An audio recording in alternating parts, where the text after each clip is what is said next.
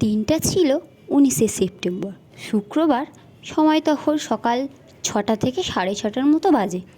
সকাল থেকে মনটা খুবই খারাপ, যেহেতু গতকাল বাবার বাড়ি থেকে ফিরে এসেছি। সেই কারণে সকাল থেকে সময়টা কিভাবে কেটে গেল বুঝতেই পারলাম না। তখন ঘড়িতে সময় প্রায় 11টা থেকে 11:30।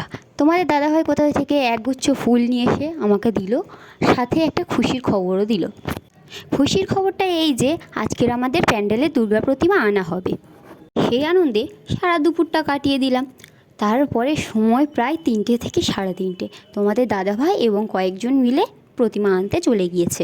সারা বিকাল পুরো রাস্তা পাড়িচারি করার পরেও এখনও প্রতিমা এসে পৌঁছালো না। তাই আমরা অপেক্ষা করতে বসে পড়েছি। এই যে দেখতে পাচ্ছ, সবাই মিলে বসে রয়েছে এখানে।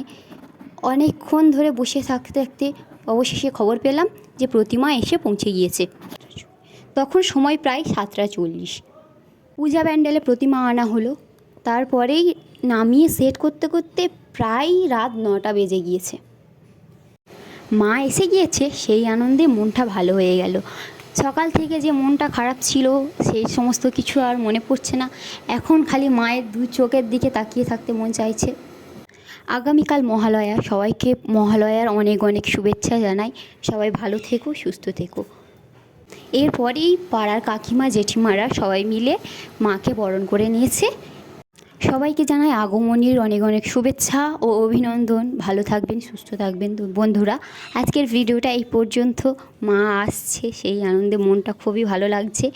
তোমাদের কেমন লাগছে অনুভূতিটা আমাকে অবশ্যই জানাবে। ধন্যবাদ বন্ধুরা।